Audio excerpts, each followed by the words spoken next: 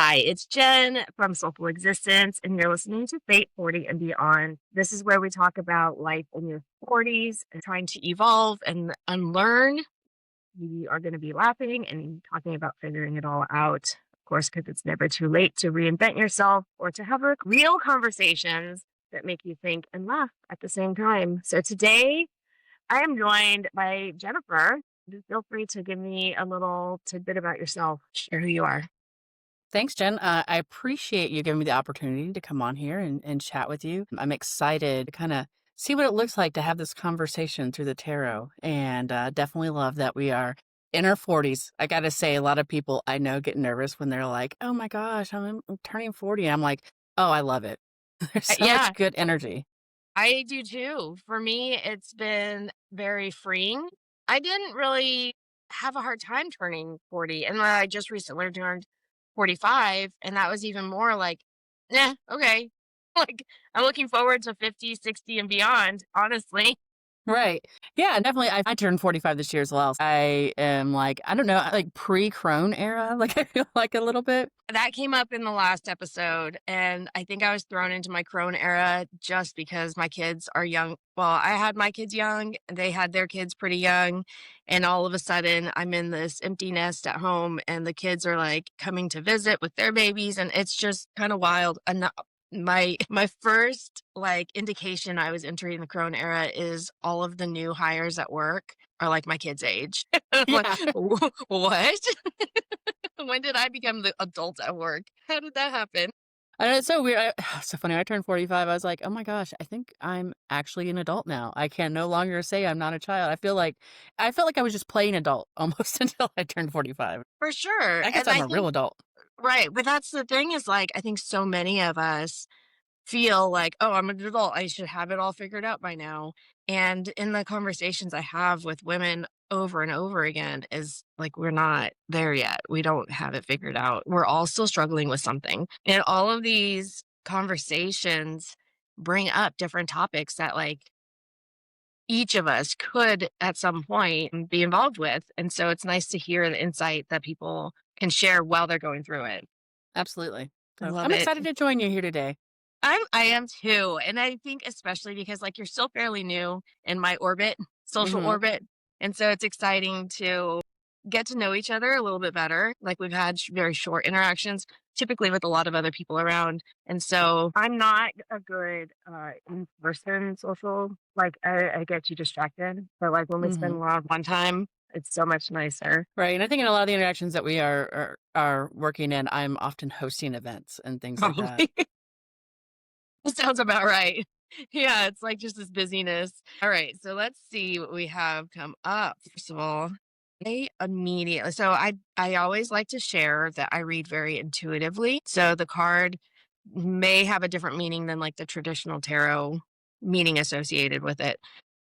With that being said, I try to show the card and I try to like name it. Sometimes they're just coming like things just start to come out. The first card though I want to touch on is, let's see, that which one is that? Six of Wands. Yeah, Six of Wands. Oh It's yeah. very hard Okay. with the light, but the immediate thing that came up was like this, and we were touching on it just a minute ago, fully embracing where you're at right now, fully embracing who you are and the place in life that you're at, and just not fighting it, not trying to be 20 years old and 110 pounds still. Like, Right. I have the body of a grandma, and it's not a bad thing. I'm not trying to look like I don't have wrinkles anymore. Right. And I feel like that's kind of what you're saying. Like, you get to a certain age and you're excited to age gracefully. Yeah, and I personally don't really wear makeup anymore. Like the pandemic changed that for me, like of the wearing of makeup. So funny. Every now and then I'll get gussied up, and my Right. husband one day is like, "Oh my gosh, you look so pretty today. Like, did you do something different with your makeup?" I was like, "Yeah, I wore it. Like I don't That's too different as in funny. it's on my face. Yeah, it's Yeah. not just sitting in It's the not just drawer." sitting on the counter. I love that. And that's something that I'm like holding on to, I think, until the bitter end. I love wearing makeup. And I've had to change my perspective of, I know I could go out in the world and be, plain faced and not put together, but I love the process. It makes my confidence go up. I don't do it for anyone else. I don't feel like I have to fit in or look a certain way. I just love the way it makes me feel. That's the key there right there, what you said, though. It's, like, all about your motivation in it, right? Like, Mhm. I've never liked doing makeup. I've never I didn't do it because, like, I'm not one of those girls. I don't know how to do makeup well. I was never one of those girlies, right? But some people are, and it's like an artistry too, like, Yeah. for some people. Yeah. That was never my jam. I did it because, like, oh, the expectation is that women wear makeup. I let that go versus, like, I feel like what I'm hearing from you is I enjoy wearing makeup for myself. Like, I Yeah. enjoy putting it on. So that's a very different motive. It's really funny too. The other thing I found myself doing is like I've always had a little gothy heart ever since I was a teenager. And I used to like get really dressed up and go out to goth clubs and all that stuff when I was younger. I have been like more corporate America like the last 20 Yeah. years. And so I have found myself really buying a lot of those typical type of gothy clothes and wearing Yeah. that kind of stuff. And I was at a PIR meeting recently. I don't remember what shirt I was wearing, but I was wearing some t-shirt. And a girl actually said to me, "Are these like the clothes you wear when you come to PIR?" And I was like, "No, it's just my regular wardrobe. It's Halloween Okay. every day for me." Let's backtrack and share what PIR is because I know that is super important to you. I don't want to say like who you are, but it's something dear to your heart and it's something Very very dear. dear to my heart. That is essentially what got me started on my recovery journey. So share a little bit about that because I want to bring that up. Yeah, no, I'd love to share about that. So, because it is something that's like you said, dear to my heart. So, it's PIR stands for Pagans in Recovery. It's a 12-step, 12 tradition fellowship, similar to Alcoholics Anonymous. It was it was pioneered by that example, right? That's what it Yeah. says in our readings. And so, I actually got sober about 2.5 years ago, Yeah. and like most people, I started in AA, and I'm in the Bible Belt. I didn't think there was any other practicing pagans near me really, let alone those who would be in recovery as well, and I got the pleasure of meeting someone who was in PIR and was like, "Hey," they saw me wearing, like, a pentagram, I'm like, "Hey, you wanna chat?" And I was like, "Hey, what's up?" You know, and they were like, "Hey, have you heard of Pagans in Recovery?" I'm like, "No, first of all, there's more pagans around here, and there's more of us in recovery, this is craziness." So I started attending a lot of, PIR meetings and have just really found a lot of home and community there. The two things I feel like I'm most passionate about these days in my life is recovery and spirituality, and that's the place where I get to be, I think, my most authentic self in that Yeah. environment. Yeah, no, it's a place where those 2 things intersect very deeply. I had a very opposite experience where I've been sober about 7 years, and one of the people who was an example of sobriety and recovery in my life, I had met through an outside spiritual event and stayed Mhm. friends with them on Facebook, and that person, started the in-person meetings years ago, and that was the safest option for me at the time of, I know I need to do something about my addiction, alcoholism, but this feels like it fits better, and so I went to a Pagans in Recovery meeting first. That was my first foray into 12-step anything, recovery, anything, and immediately felt like I was at home, and then from there, I did start going to AA meetings.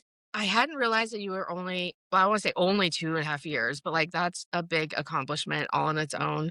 Mhm. There's a lot of, there's a lot of wisdom and this aura of stability, of groundedness, I would say groundedness more, that you carry that I would have expected more sobriety time, and I so appreciate that. yeah, there's I think that it probably ties into what we were talking about earlier of just being your authentic self and being good with where you're at in life, but also like this pursuit of growth and recovery, Mhm. of knowing that there's more out there and we don't know everything. What in the last few years, or how do I word this? Hold on, I'm coming up with like the cards are showing me things. I'm just trying to word them. I feel like there's aside from like Pagans of Recovery or aside from your recovery journey in general, what else have you found like an ignited excitement about or like what else has opened up for you? Does that make sense? Yeah. Yeah, so definitely, like yeah. So what I have found is right now, like, my husband's accusing me of going through a midlife crisis, and I'm like, "No, I'm just going feral." So I was like I'm like, "No, it's just Mm, I was like, it's I'm just going feral, like, that's just what it is, not a midlife crisis. I'm just rewilding a little bit." But, no, I really found, like, a lot of passion for things, and I've just come to this point, like, in my career path where I'm like, I'm not sure that corporate life is where what makes me most happy anymore. And I spent a long time working and building towards the career that I have now, but I find so much joy in community building. So Interesting. yeah, so outside of just I mean, it's within a lot of it was within the recovery community, of Yeah. course, but I've taken on some large service commitments over at Sacred Space and stuff, and so, Yeah. like, part of it is connecting with also other pagans and that are in other communities that are not necessarily just recovery. Yeah. And try I brought some of those people all together yesterday, right? So, like, Yeah. that idea of community building, like, that really sets me on fire, like, is, like, bringing people together, and how do we have a community where people who may have non-traditional spiritual paths can come together and, support each other, lift each other up, and feel safe. Well, and especially like you said, so we're in the metro Atlanta area, which people do, I guess, consider a large city in the country. It is in the Bible Belt, and there is a lot of emphasis on, I would say, more Christianity, even though Atlanta itself is very diverse. But like you said, oh, there's other pagans in the area. There's other people who are spiritual in the area. It's so funny because like I went on my Facebook and my social media or like go through my phone, I'm like, oh, they're a witch, they're a witch, they're a witch. Like I know I've surrounded myself with these people over the last 10 years or so that my social circle tends to be more spiritually based or witchy, pagan, whatever. And I realized that's not the case for a lot of people, especially if they're newer to a non traditional spiritual path. They do still feel alone and they do still feel isolated. And so I think that what you're doing in the community building is so important, especially for people who don't have that yet. I've been sitting up here, like, it's so crazy to me because I look at it now, like, a year late, like, I've really been very involved with Sacred Space for about a year, but, like, a year later, I look around before that, I'm sitting here thinking, like, I'm the only witch in there's nobody around me who, like, Yeah. practices similar spirituality. Well, maybe there's these little cliques in Atlanta or of people who get together. That's what I thought all there was. Yeah. And sacred space and going into pagans and recovery then kind of opened my eyes and in touch with my own spiritual path. One of the calls I feel from spirit is to live my life authentically and out of the broom closet, because I'm privileged enough to be able to do that, and so I feel like it is important, Yes. since I feel like I'm in a place where I am safe to be that way, that I do that. Because I know not everybody is safe to come out of the broom closet, not Sure. everybody is safe to express themselves, but I can, so I want to use that so that people know, like also, I have this thing I always joke around, like, I could sniff pagans out in other places. If I am in a room with a pagan, I find them somewhere and we start talking, and I'm able to then say, "Have you ever heard of Sacred Space?" Or if they're not like a Right. recovery person, like, "Oh, have you heard of these other groups that I know? Like, here's Yeah. places you can go and find other people with I similar love beliefs." that. There is such a privilege of being open with a non-traditional spiritual path. I waited until my kids were all 18 just because custody and I didn't know how that was Sure. going to be received and I didn't want any kind of backlash coming back to me. And once they hit 18, I was wide open about it. I don't care who know. I mean, like, and for the most part, people knew already in conversation with my grandfather before he passed. He was in a wheelchair. Little did I know, it was about a year before he would pass, and I had gone back to visit. And he goes, "We should go see a psychic." And I was like, "Okay, let's go." I'm like, "That would be awesome." And we never did make it. And I hate that we didn't. But what it did do is it brought up conversation between my grandmother, my grandpa, and I. And she goes, "Oh, I've never believed in that stuff." And then as she's sitting in the thing, she goes, "But my great grandma on my dad's side was a tarot card reader for their whole little town. And my great grandma on the other side was a medicine woman." And this is what she tells me. She goes, "We used to help women get pregnant and get unpregnant." And I was like, "Yeah, she was the medicine woman for the town." Like she in their little community in Mexico, that's what they did. I was like, "Well, that clears a lot up for why I am the way I am." Like I appreciate you sharing that. And now I've gone through my family tree on Ancestry and I'm able to identify who these women were and really like feel connected to my ancestors in a way too. And I don't have to do all the same things they did. I can take my own spin on stuff, but it makes it feel more real when, it's almost confirmed that this has been in our family previously. Yeah. So it's really cool. How did you get into paganism? Like what was the opening of the door for you? I was a teenager in the '90s. So The Craft came out and, like, different things like that, but, like, it's not just that, but, like, I remember new age spirituality became really big, and I used to go to Barnes& and Nobles, and they would always have, like, their new age books, and Yeah. I would just browse through them, and there would be tons of and, like, there were so many, like, prolific authors back then, like, trying to write about, like particularly Wicca, right, was, like, super Yeah. popular in the '90s, so you have, like, Scott Cunningham and, like, Silver Ravenwolf and all of these authors writing and Silver Ravenwolf was targeting, like, teenagers essentially or young adults, Yeah. and so I was reading her books and stuff, and I just got fascinated, but what changed my life, I read The Spiral Dance by Starhawk.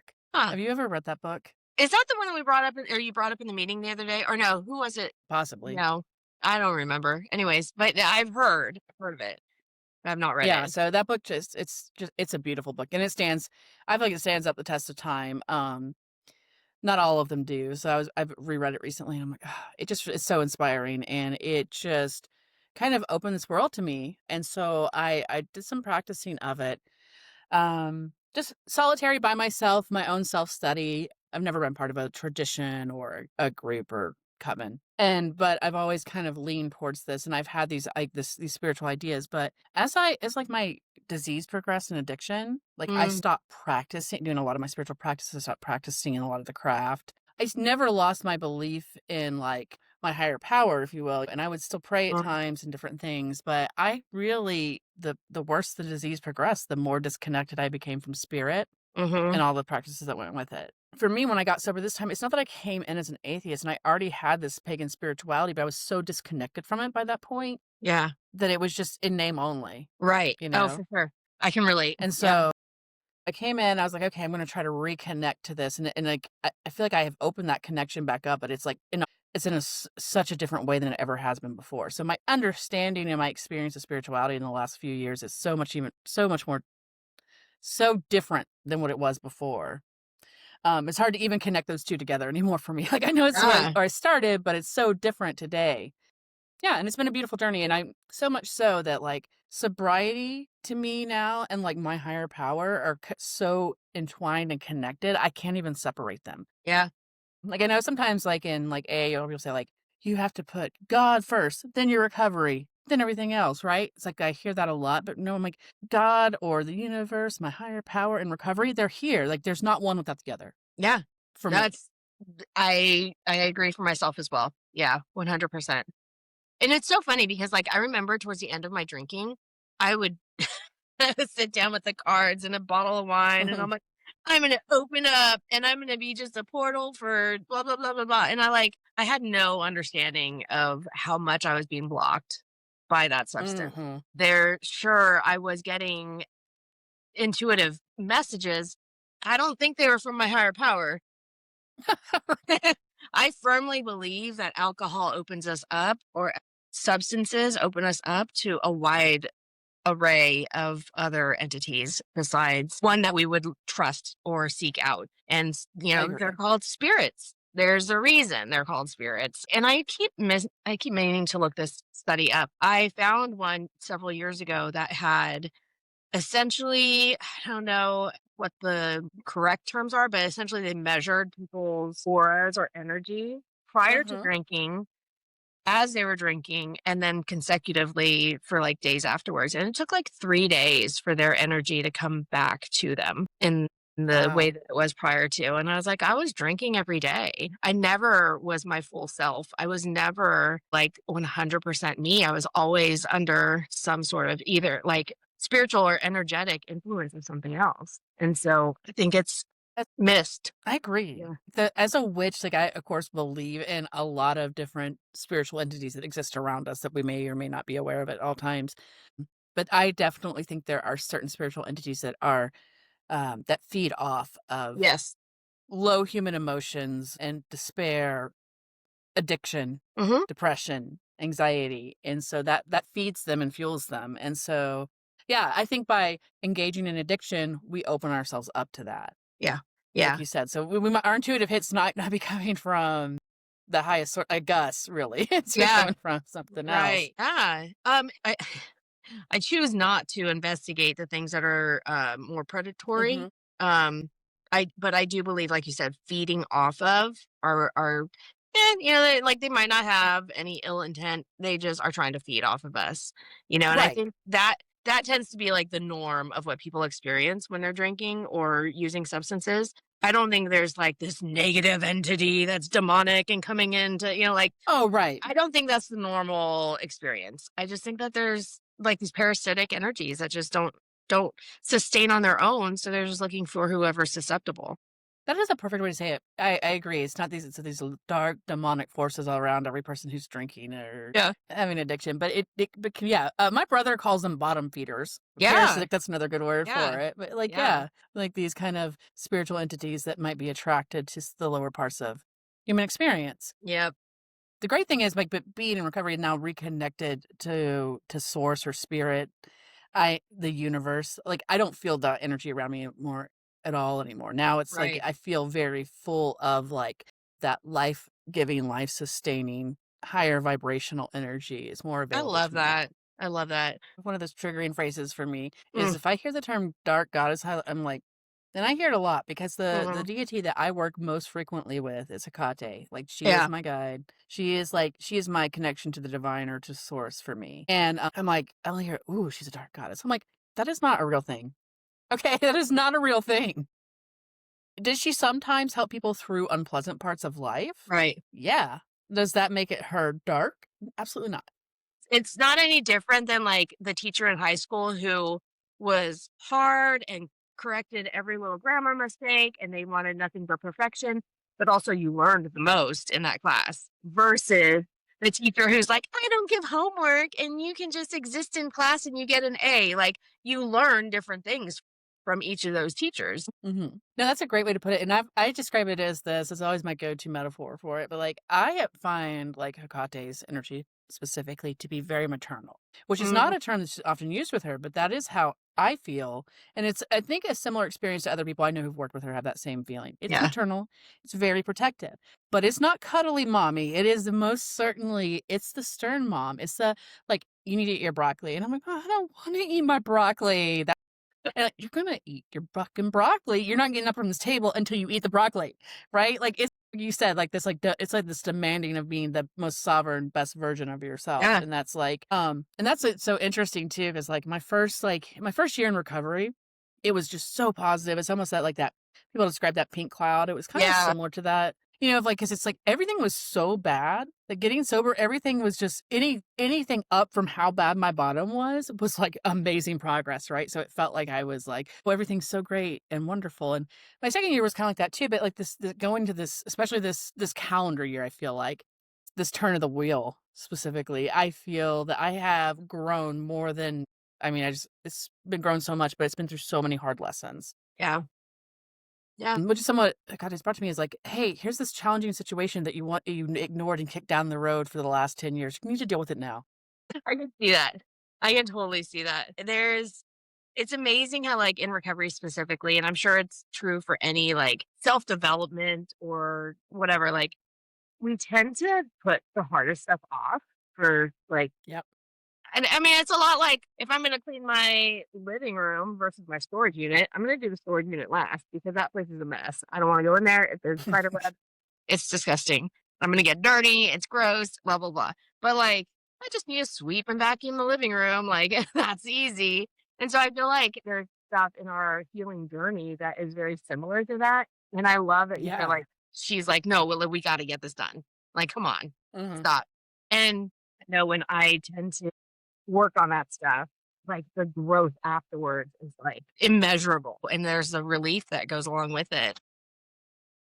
Oh, for sure. It's crazy. Let's see, go I wanna get back to the cards because, like, a lot of the cards, have brought up what we're talking about, but I just feel like there's more here. I love learning about you and your journey, like, this has been, um, just a great way to get to know you too, I love it. Let's I appreciate that. Yeah, see. no, I'm enjoying spending time with you.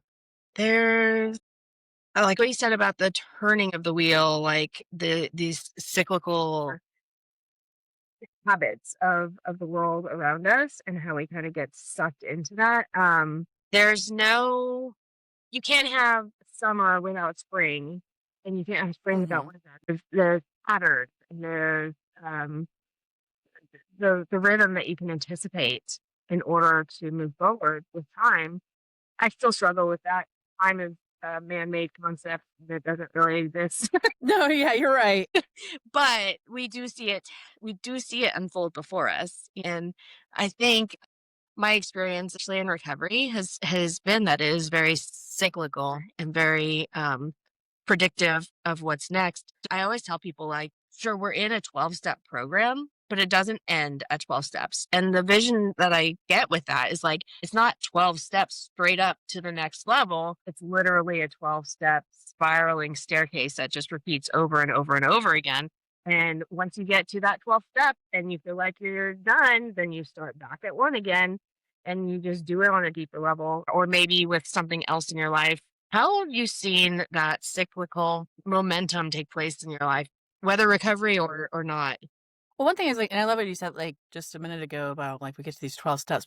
There's no end date, right? There's no graduation. And what I'm learning, though, is like, it is almost like, yeah, going back through them again. And as learning and growing and engaging with the concepts and the principles behind each step, I keep getting more and more out of them. If you can just read the 12 steps, and it can sound really simple, but like, there's so many lessons within each of them. And that I would have never understood the first time, like when I was first sober, that, Yeah. like, now I understand and on a deeper level. Yep. And that there's more lessons within it's like lessons within lessons within lessons. Like, you The could, like, Russian spend your life the Russian and that's stacking dolls yeah, or whatever, like, there really are. They're like, "When is it absolutely. gonna end?"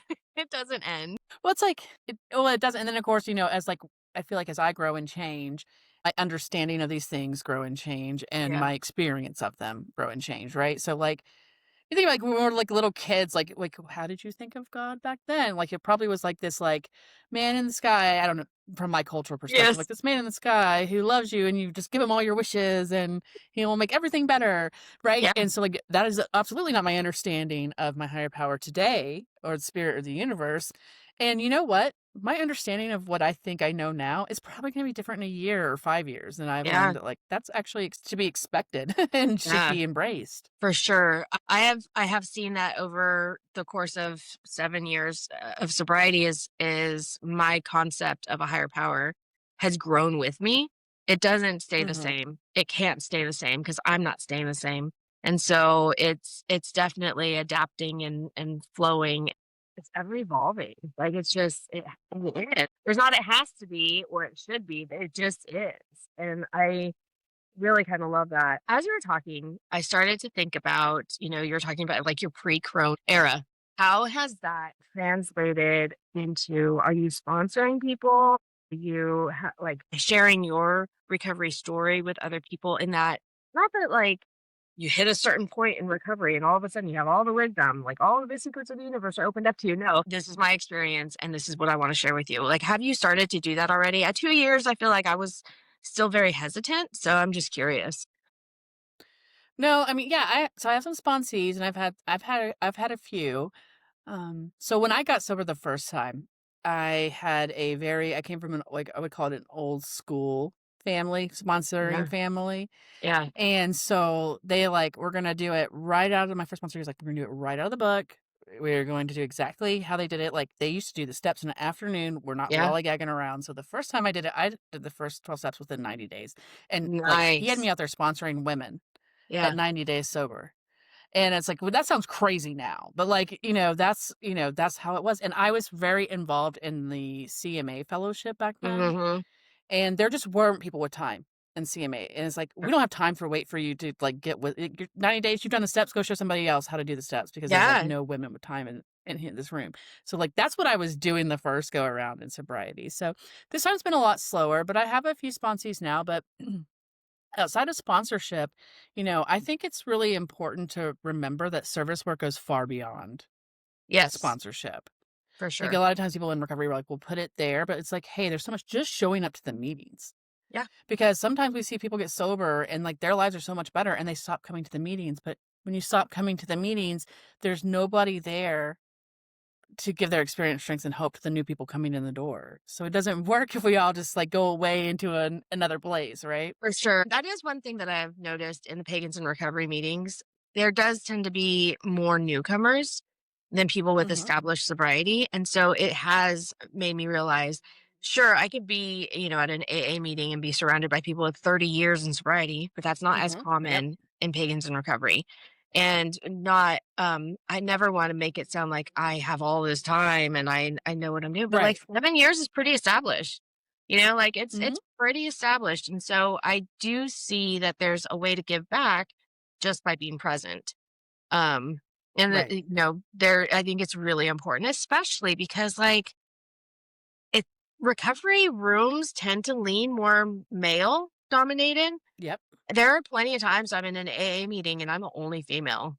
And Mhm. I joke because I used to be a firefighter. I've always felt like I had very like heavy masculine energy, which probably Mhm. ties back into like why I love makeup now. Like I'm starting to tap into my feminine side a lot more as I age. But anyway, Right. that's different conversation. But I can hold my own in those male dominated rooms.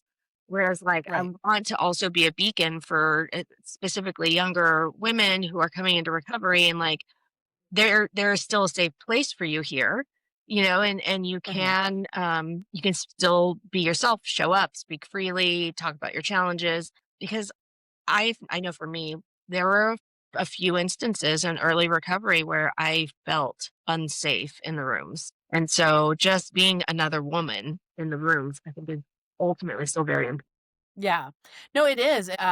One of the most important meetings in my recovery journey this time around has been a women's meeting, an AA women's meeting, Mhm. that I still go to, because it's really important to me because it's interesting meeting because it's like a lot of newcomers come through that meeting. Mhm. And a lot of people don't find their permanent home there in that Right. meeting. So they like end up finding home groups other places, but, so many women have told me how important that meeting was, like, especially at the beginning of their journey. Yeah. So, for a long time, we made it a home group, me and one other person, and then that person went back out. So, it was just me for, like, a year. I was always there to, like, chair, make sure the meeting went off and stuff.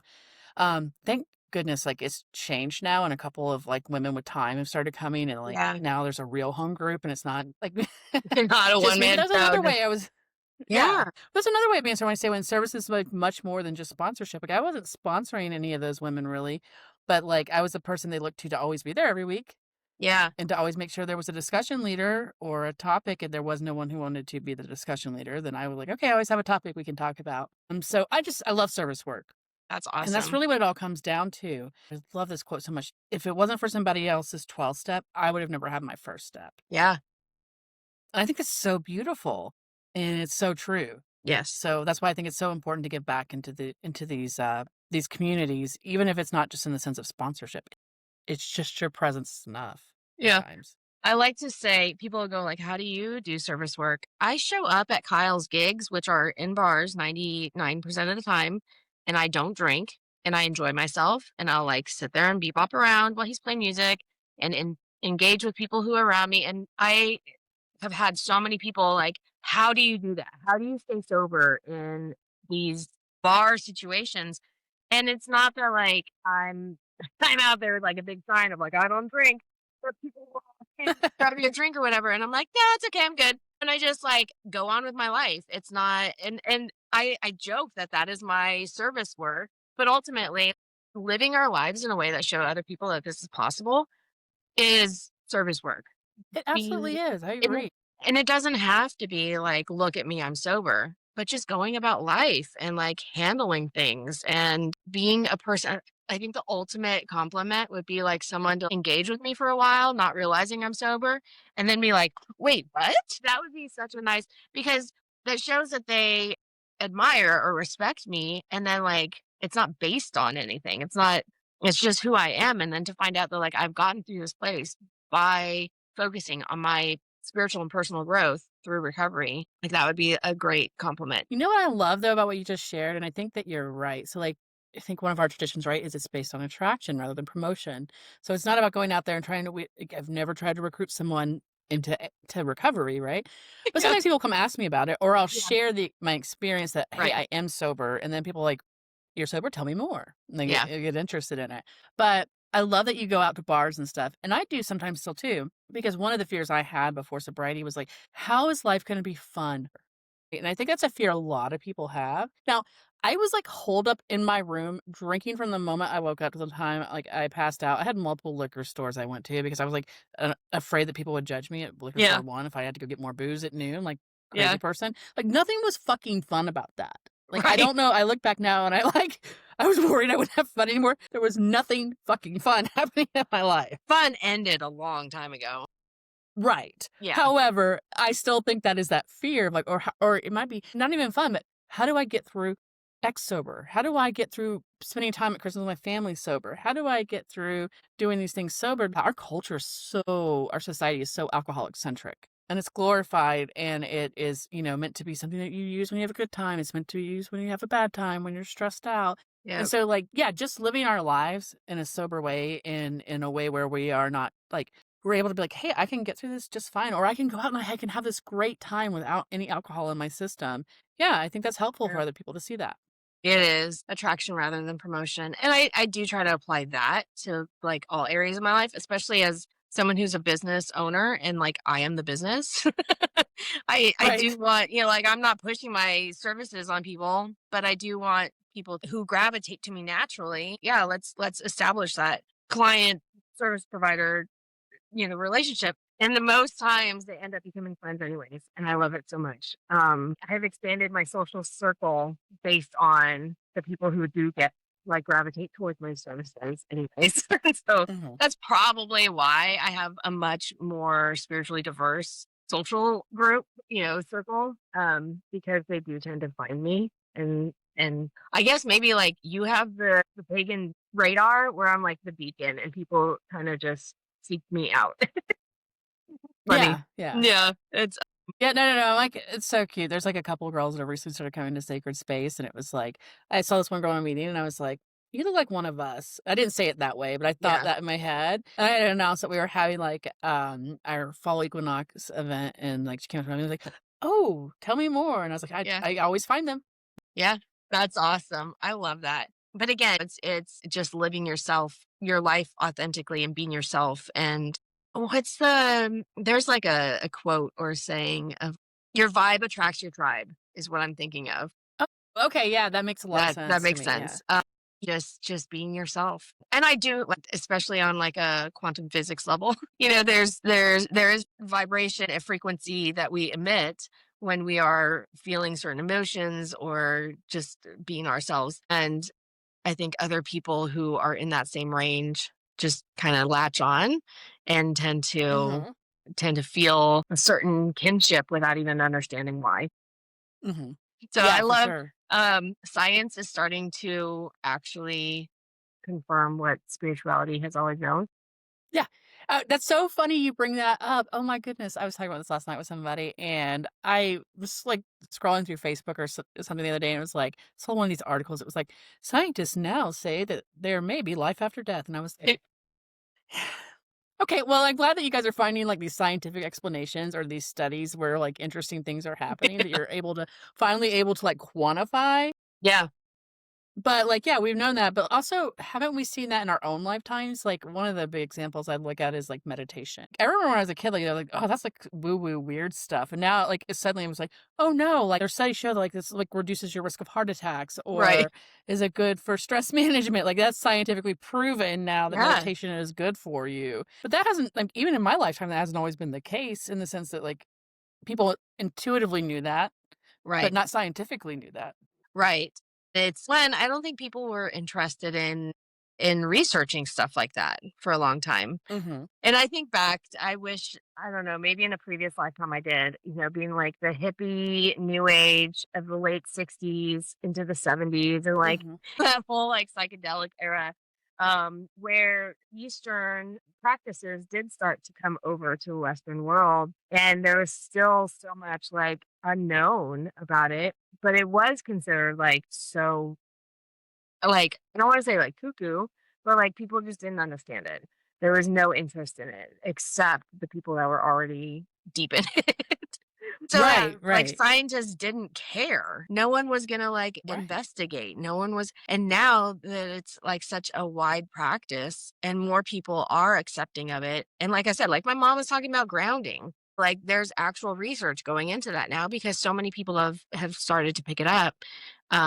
But yeah, the scientists are starting to really look into this stuff. And that's, I think, just reaffirming for people who have always felt this stuff is accurate, or and by this stuff I mean like all of the spiritual woo-woo stuff. It's just reaffirming for us. And it takes the stigma away a little bit too.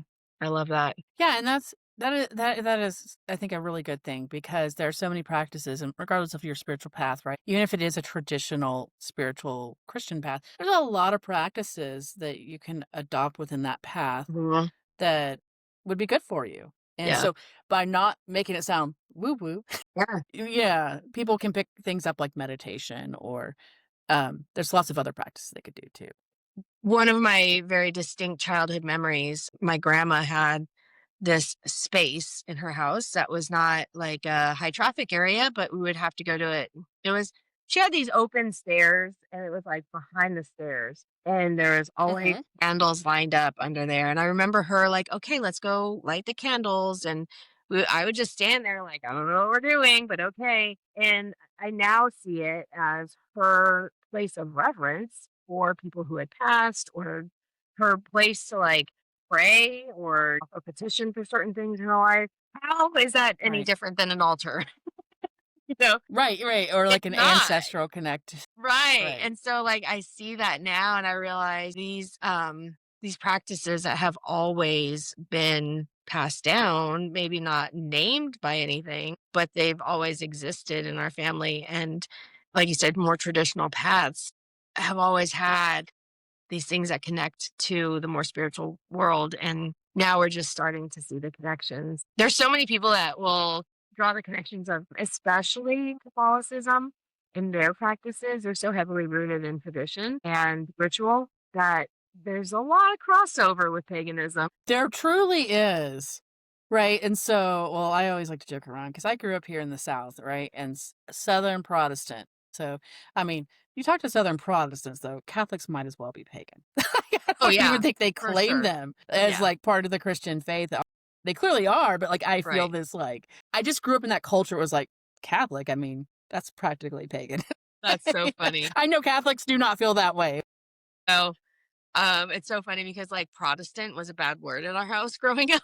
And Right. I don't think anyone ever said that. I think it was just like, well, we practice different than them. And so they are them and we are us. And so it wasn't like looked down upon. It was just like, it was a different world. It was just a different way of practicing things. I remember going to like a non denominational Christian church as a kid with my cousins. And I thought this was so weird.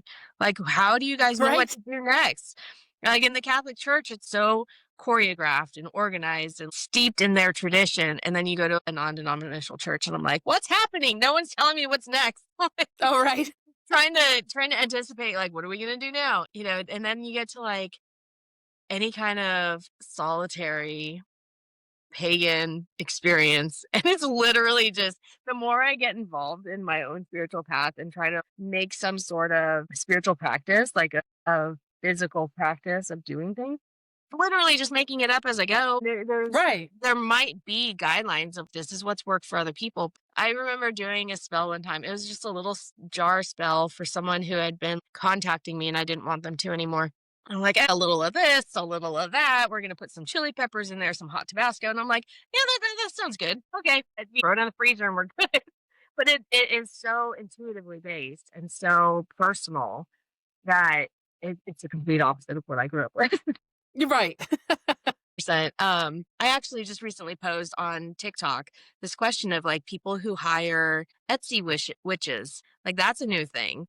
Hiring someone else to do the spell work for you. And I was like, but why? Like I don't genuinely understand why. I would like to know, like, what am I missing? And what I heard was a resounding of like, I don't trust my own judgment of how this should be done. And I think that's a really interesting crossover from like traditional practice of any religion, this is how it should be done, to what energy you're putting into it, what intention you're putting into it, and how do you personalize it? Because to me, paganism, spirituality, witchcraft, whatever you want to call it, is such a personal experience that you can't just order it off the internet and expect it to work. No, you can't, and it's so interesting, like, you say that because, like, I think that if you grow up in our culture, a Christian-based culture, you're kind of expecting your spirituality to come with rules and instructions in a guidebook.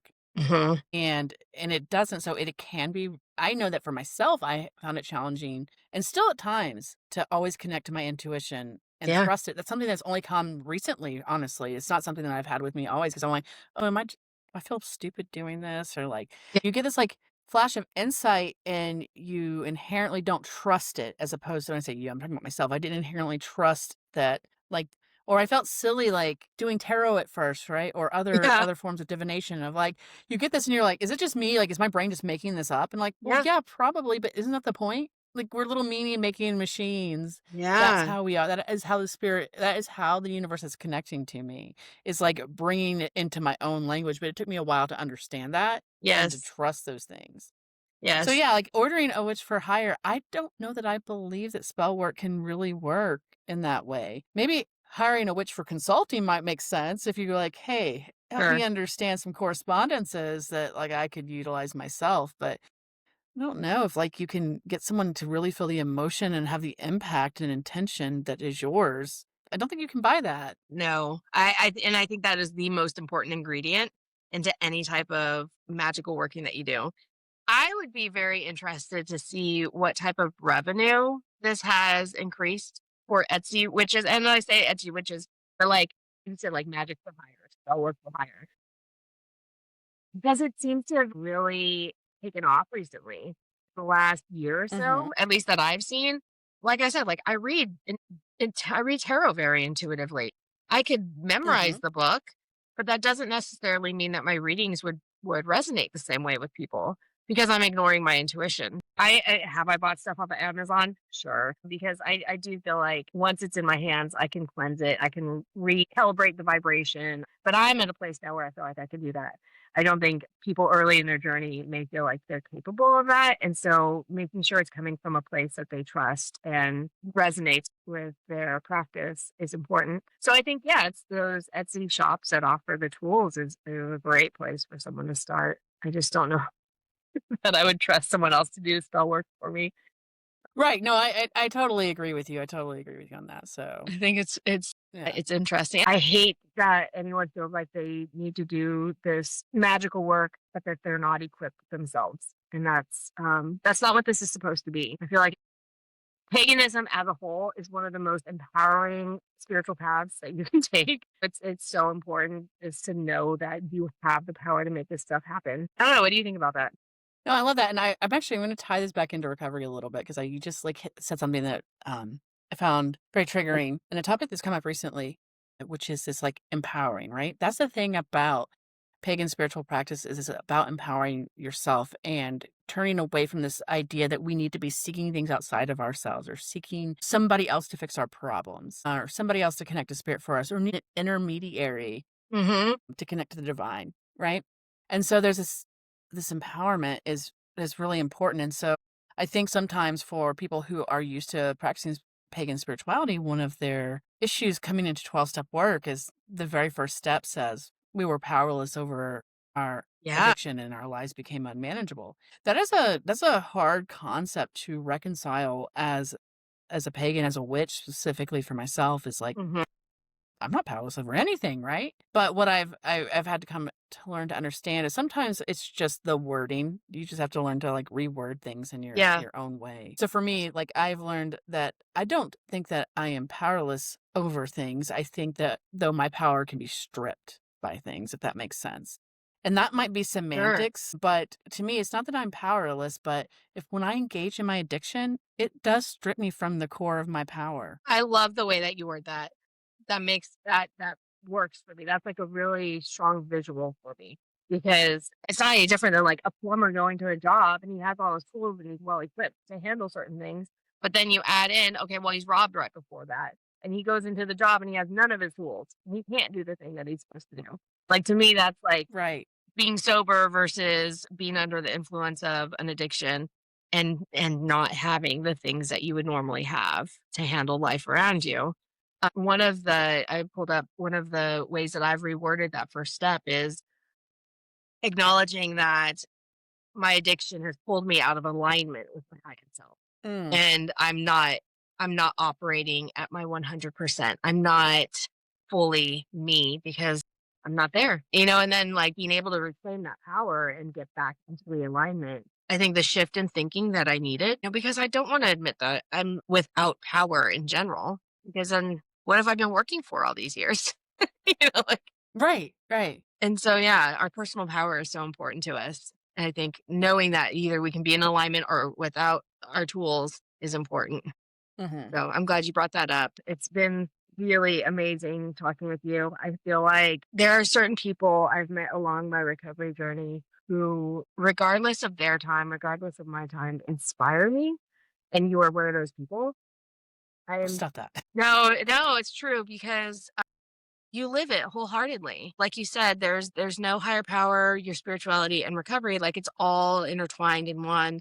And you embody that in such a way that really shows that other people can fully embrace this lifestyle of being sober or Mhm. recovering or whatever. And so it is inspiring. And I'm Well, I so appreciate grateful. that. Yeah, I'm so grateful that we had this opportunity to really sit down and chat and get to know each other better because it's always so busy when we do. No, I appreciate it too. It's been a great conversation. I've really enjoyed our time together today. I feel like we could have done a double episode with what everything under the sun that we've discussed. And it's funny because like the conversation just came so naturally. I didn't use nearly as many cards as I've used for other guests, but I feel also that there was so much intuitive nudging on both our sides that like the topics just kept coming up. And I love that because ultimately it's just real conversation at the end of the day. You're an amazing guest today. So thank you. I'm happy to come back anytime you want to chat again. And also, I want to. I've been thinking about kicking around the idea of starting my own podcast. So I'll be hitting you up. Heck yeah. We'll do a crossover Yeah, episode. That's awesome. absolutely. Love it. Thank you for listening to Fate 40 and Beyond. If this episode has hit home for you or you feel like someone else needs to hear it, please go ahead and share it. You can find me at soulfulexistence.com or any of my socials, which are linked there. And of course, I offer tarot, astrology, and a deeper insight with my one on one readings. So just remember you're not behind, you're right on time, and I will see everyone next week. Thank you.